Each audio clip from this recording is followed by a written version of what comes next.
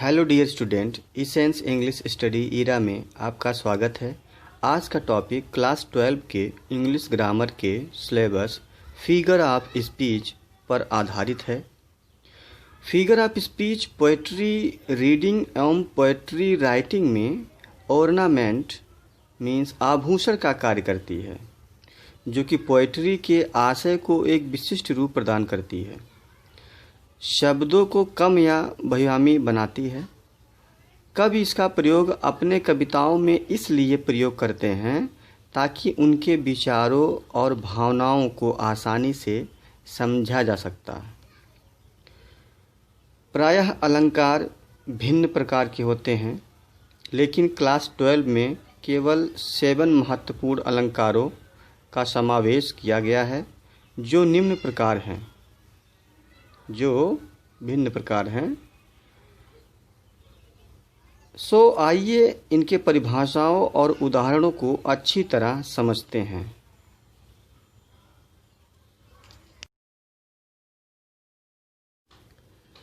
Definition: a figure of speech is a deviation from the ordinary use of words with a view to increasing their effect. अर्थात अलंकारों का प्रयोग भाव प्रकाशन की शोभा बढ़ाने के लिए किया जाता है या काव्य की शोभा बढ़ाने वाले तत्व को अलंकार कहते हैं। There are 7 important figure of speech. Number 1 simile उपमा अलंकार, Number 2 metaphor रूपक अलंकार, Number 3 पर्सोनिफिकेशन मानवीकरण अलंकार, Number 4 एपोस्ट्रॉफी संबोधन अलंकार, Number 5 ऑक्सीमोरन विरोधाभास, Number 6 हाइपरबोल अतिशयोक्ति अलंकार, Number 7 ओनोमैटोपोइया ध्वनि सूचक अलंकार। सिमिली उपमा अलंकार। A simile is a comparison between two objects of different kinds which have one point is common. The words as, like or so are used for comparison. उपमा अलंकार वह अलंकार है जिसमें दो भिन्न भिन्न प्रकार की वस्तुओं के मध्य तुलना की जाती है, जिसमें कम से कम एक गुण समान होता है। तुलना करने के लिए एज, लाइक और सो शब्द का प्रयोग किया जाता है। Example: number 1 be wear her along like a pearl on a string. String means होता है धागा, जो होते हैं, आप समझते हैं धागा। बी वियर हम देखते हैं या हम समझते हैं, हर उसको, अलोंग किनारे, लाइक ए पर्ल एक मोती के समान से समझते हैं, ऑन ए स्ट्रिंग धागे के, हम उसे एक धागे के किनारे मोती के समान समझते हैं। मीन्स देखिए यहाँ पे क्या क्या समानता की गई है कि उसके समान जो है ये हैंग कर रही है, लटक रही है। सो यहाँ पर सिमिली है। Number 2 she is as fresh as dew. She is as fresh वह इतनी ताज़ा है, स्वच्छ है, एज ड्यू जितना कि ओस की बूंदें अर्थात शबनम भी कहते हैं, तो वह इतनी ताज़ा है। कहने का मतलब उतना फ्रेश है, इतना तरोताज़ा है जितना कि सुबह की जो बूंदें होती हैं, ड्यू होती हैं, उनके समान। तो यहाँ पे भी कंपैरिजन किया गया है और एज का प्रयोग किया गया है। सो यहाँ पर भी सिमिली अर्थात उपमा अलंकार है।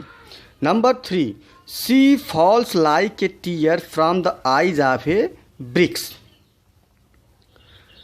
सी फॉल्स वह गिरती है। देखिए अब यहाँ पे उपमा लिया गया है। सी जो है ये सिंपैथी भी हो सकता है या है, सिंपैथी है। सी फॉल्स वह गिरती है, लाइक ए टीयर एक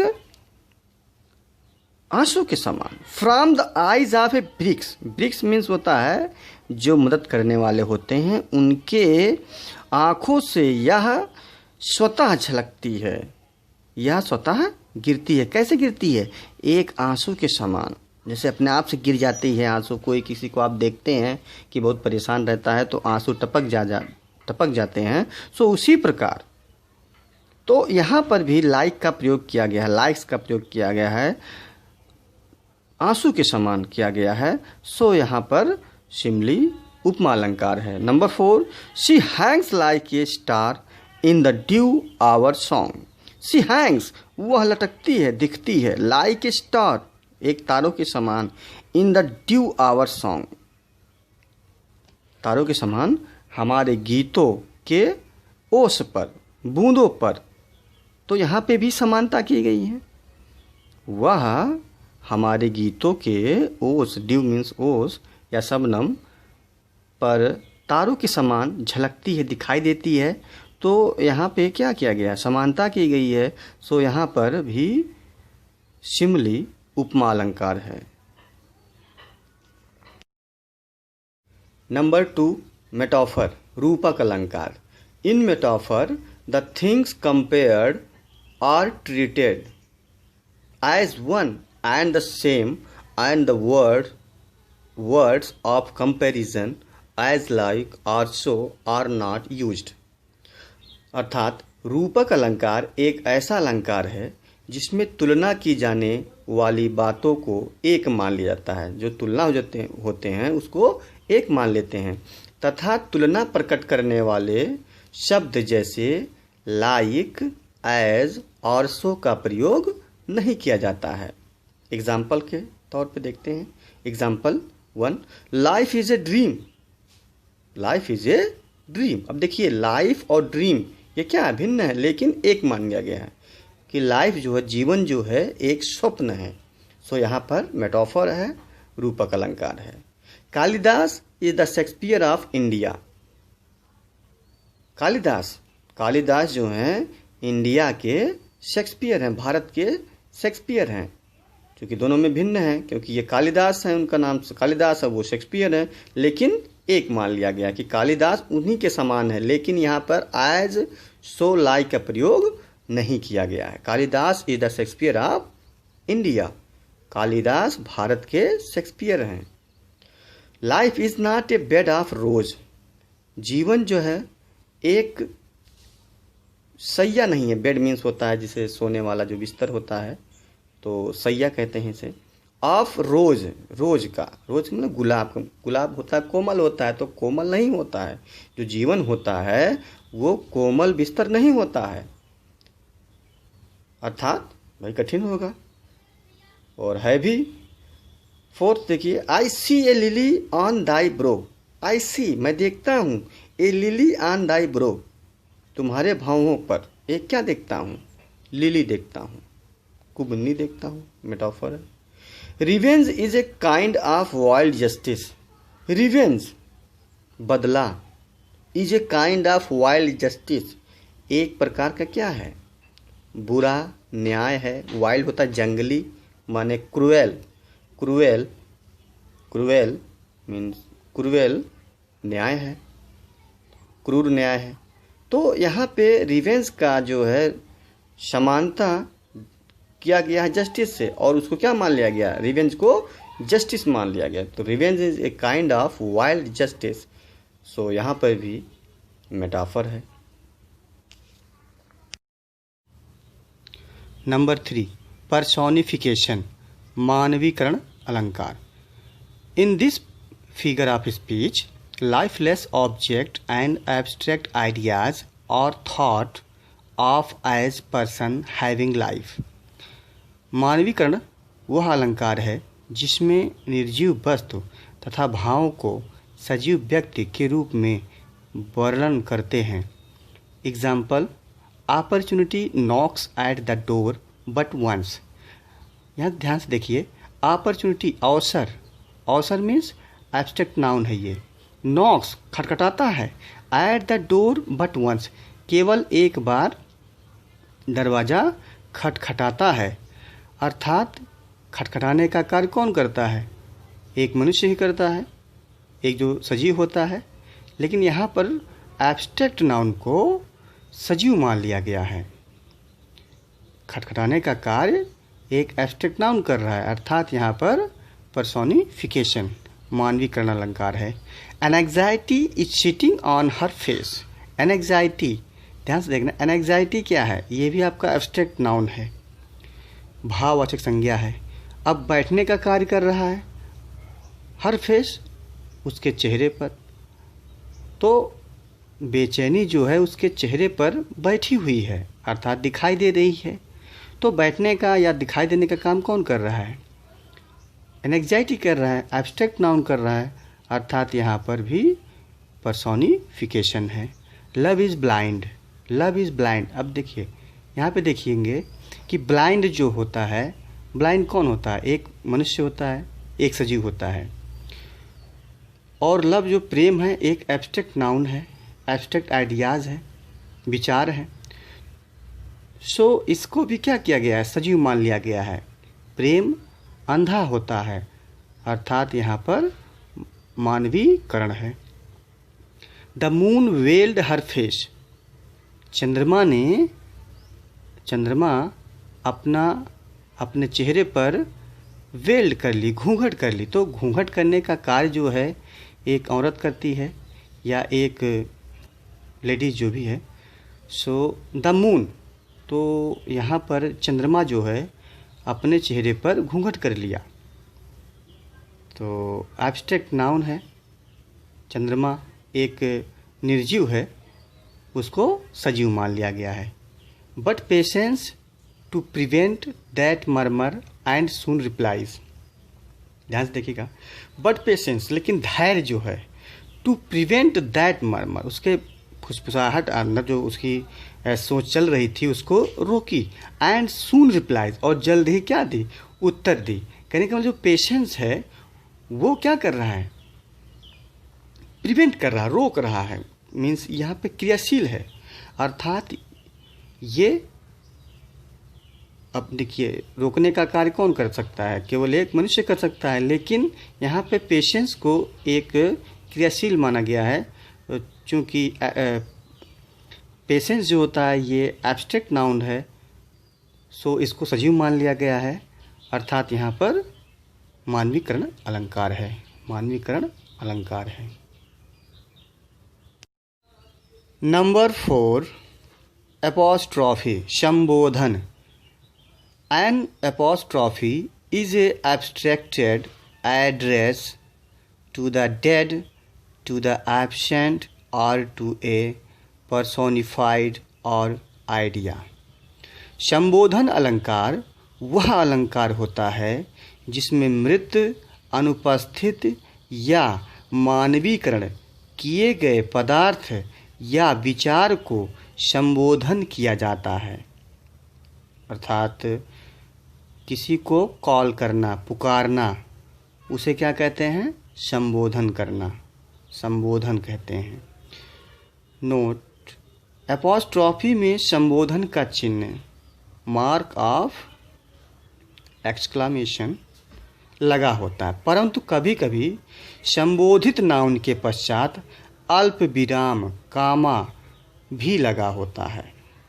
एज, जैसे कि O Milton, thou shouldst be living at this hour. O Milton, देखिए ओ मिल्टन यहाँ के उसके बाद में क्या है, कॉमा है। Thou shouldst be living at this hour. Thou means तेरा, दाउ मीन्स तुम्हारा, शुडेस्ट बी लिविंग रहना जो है, एट दिस आवर इस समय रहना उचित है। तो ओ मिल्टन, ओ मिल्टन मीन्स यहाँ पे संबोधन किया गया है। सो ये बहुत इजी है, जहाँ कहीं पे संबोधन का चिन्ह आपको दिखाई दे वहाँ आप तुरंत ये समझ जाएंगे कि यहाँ पर जो है एपोस्ट्रॉफी संबोधन अलंकार है। आइए नेक्स्ट देखते हैं। नंबर 5, ऑक्सीमोरन, विरोधाभास अलंकार। In this figure of speech two opposite qualities are added to the same thing. अर्थात विरोधाभास अलंकार वह अलंकार होता है जिसमें एक ही वस्तु में दो विरोधी गुणों को दिखाया जाता है। कहने का अभिप्राय ये है कि एक ही वस्तु हो और उसमें दो गुण पाए जाएं और वो दोनों एक दूसरे के विपरीत हों। सो वहाँ पर क्या होता है? विरोधाभास अलंकार होता है। Example, and having nothing he hath all. और कुछ भी ना होते हुए, एंड हैविंग नथिंग, और कुछ भी ना होते हुए, he hath all, he has all, उसके पास सब कुछ है। तो कुछ भी नहीं है और सब कुछ है, तो अर्थात यहाँ पर विरोधाभास अलंकार है। दो गुण पाए जा रहे हैं इसमें, अर्थात यहाँ पर विरोधाभास अलंकार है। It is an open secret, यह खुला रहस्य है। अब देखिए, रहस्य भी है और ओपन भी है, खुला भी है। तो यह एक खुला रहस्य है, यह एक खुला रहस्य है, अर्थात यहाँ पर भी ऑक्सीमोरन विरोधाभास अलंकार है। ही इज़ रेगुलरली इरेगुलर, वह नियमित रूप से अनियमित है। तो क्या है? जैसे वह जो है, अब एक ही व्यक्ति है और उसमें क्या है? दो गुण हैं, नियमित है और अनियमित हैं, तो दो विरोधी गुण पाए गए, अर्थात वह नियमित रूप से अनियमित है।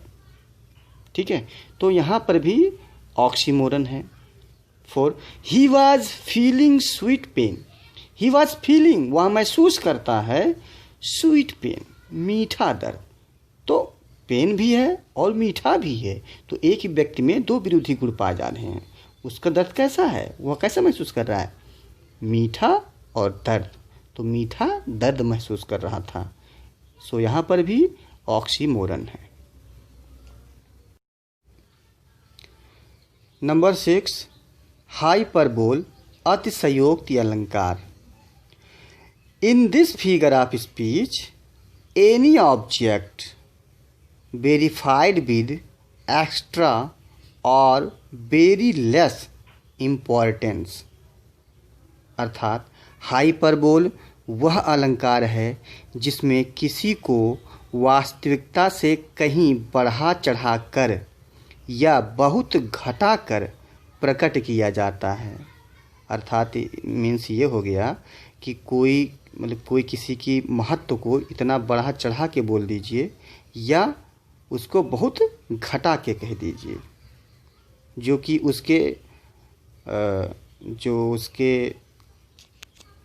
उसके सामर्थ्य से भिन्न हो, अलग हो। एज, जैसे, river of blood flowed into the battle. River of blood, खून की नदी, फ्लोड मीन्स बह गई, इन द बैटल, युद्ध में खून की नदियाँ बह गई। तो नदी तो कहीं बहता नहीं है, इतना तो नहीं ब्लड हो जाएगा कि वहाँ पे नदी बन जाएगा। लेकिन कहने का अभिप्राय ये है कि हाइपरबोल है, इसको बढ़ा चढ़ा के बोल रहे हैं। 2, I have not seen him for edges.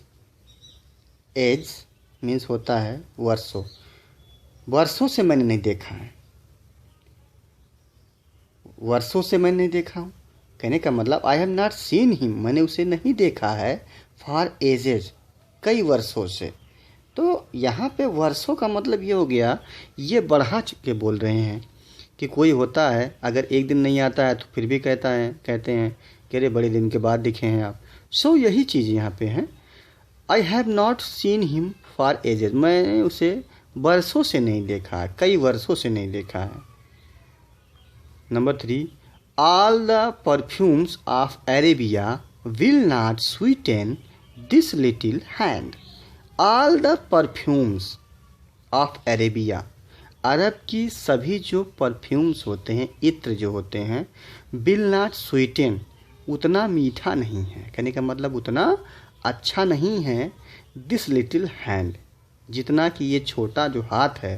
कहने का मतलब जितना ये हाथ है उतना अरब का पूरा परफ्यूम्स जो होता है उतना नहीं महकता है जितना कि तुम्हारे हाथ महकते हैं।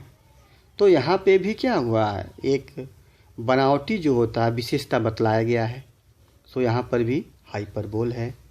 4. 10,000 saw I at a glance. 10,000 saw I at a glance. मैंने एक दृष्टि में हजारों 10,000 दूर देखें। तो कोई एक दृष्टि से अर्थात एक ही झलक से तो ऐसा नहीं होता कि इतना सब देख लेगा, इतना दूर देख लेगा। ठीक है, तो यहाँ पे भी क्या है, हाइपरबोल अर्थात। नंबर 7, ओनोमेटोपोइया, ध्वनि सूचक अलंकार। In this figure of speech the sound suggests the sense और मीनिंग। ओनोमेटोपोइया वह अलंकार है जिसमें शब्दों की आवाज़ से अर्थ का बोध होता है। जैसे the snakes are hissing and the bees are buzzing. Snakes सर्प जो होते हैं वो हिस्स करते हैं, हिस्स कर रहे हैं। And the bees are buzzing, और मक्खियाँ भिनभिना रही हैं। सर्प हिस्स कर रहे हैं और मक्खियाँ भिनभिना रही हैं। नंबर 2, द कैट्स म्यू, बिल्लियाँ म्याऊ म्याऊ करती हैं। तो म्यू जो है ये आवाज़ है बिल्लियों का। Number 3, what is the dirge like murmur at here. What is the dirge, कैसा सो गीत है। लाइक मरमर, मरमर भिनभिनाने के समान। एट हियर मीन्स ये हो गया कि भिनभिनाहट के रूप में ये कैसा सो गीत है। तो यहाँ पे जो मरमर है वो ध्वनि सूचक अलंकार है। The curfew tolls the knell of parting day. The curfew church की जो घंटी होती है, टोल्स मीन्स बजता है, द नेल घंटा, चर्च की जो घंटी बजती है, curfew tolls the knell of parting day means ये कहता है कि अब शाम का समय हो गया है, दिन को विदाई देता है, अर्थात पार्टी का शाम का समय हो रहा है। The curfew tolls the knell of parting day, church की घंटा बजती है तो शाम का समय होता है या दिन को अलविदा कहता है। तो यहाँ पर जो नेल है, टोल्स टन टन की आवाज़ होती है, उसी को कहते हैं ध्वनि सूचक अलंकार है। Miscellaneous exercise, name the figure of speech in the following. अर्थात आपको जो फिगर ऑफ स्पीच को पहचानने के जो सामान्य नियम बताए गए हैं उस पर आधारित है ये एक्सरसाइज। और ध्यान से देखेंगे कि जो सामान्य नियम होते हैं, जो फिगर ऑफ स्पीच को पहचानने के सामान्य नियम होते हैं, उसी के आधार पर आप पहचानेंगे कि कौन सा जो सेंटेंस है वो कौन सा फिगर ऑफ स्पीच है। तो इसे आसानी से समझते हैं। जैसे life is a dream, life जीवन एक स्वप्न है, तो लाइफ को क्या मान लिया गया है, स्वप्न, अर्थात ये मेटाफर है। O my love's like a red red rose, देखिए लाइक लगा हुआ है तो हम सीधी सी बात जानते हैं जब लाइक एज सो का प्रयोग होता है तो शिमली होता है। We are all like swimmers on the sea of life, देखिए यहाँ पर भी लाइक का प्रयोग किया गया है। We are all like swimmers on the sea of life, ये भी क्या है, शिमली है। O solitude where are thy charms that sages have seen in the face. O solitude, तो देखिए यहाँ पे क्या है, मार्क ऑफ एक्सक्लेमेशन लगा हुआ है, अर्थात संबोधन का चिन्ह लगा हुआ है। और देखिए संबोधन पर्सोनिफिकेशन, एपोस्ट्रॉफी, तो एपोस्ट्रॉफी जो होता है उसके हमेशा जो एपोस्ट्रॉफी ये आपको बताता है वो हमेशा जो होता है कैपिटल लेटर में होता है। तो आप इसको साधारणतः पहचान जाएंगे कि ये एपोस्ट्रॉफी है। तो O solitude where are thy charms that sages have seen in thy face. तो यहाँ पर क्या है, एपोस्ट्रॉफी है। In dropped eyes the gentle rain from heaven. देखिए आइज लगा हुआ है तो साधारणतः हम जानेंगे क्या हो जाएगा, आपका सिमली हो जाएगा। लाइटली ओ लाइटली, देखिए ध्यान से देखिए, ये कैपिटल में लेटर में लिखा गया है तो ये क्या हो जाएगा, आपका एपोस्ट्रॉफी हो जाएगा। Lightly O lightly big light and sing, ये क्या हो गया, आपका एपोस्ट्रॉफी हो गया। Be wear her along like a pearl on a string, ये आपका सिमली हो गया। इसमें 2 फिगर ऑफ स्पीच हैं इस सेंटेंस में। 7 है my love is like a red red rose. अब यहाँ पे देखिए लाइक लगा हुआ है, दोबारा वो आ गया है, सो यहाँ पे क्या है, ये सिमली है। तो साधारणतया इसको पहचानने के नियम यही होते हैं कि अगर एज लाइक लगा हुआ है तो वो सिमली होता है। सो आइए देखते हैं नेक्स्ट एक्सरसाइज में।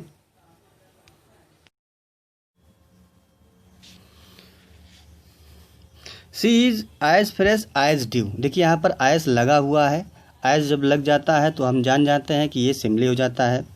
नंबर 9 है सी हैंग्स लाइक स्टार। देखिए लाइक लगा हुआ है, एक तारों के समान है, तो ये भी क्या है, आपका सिमली है।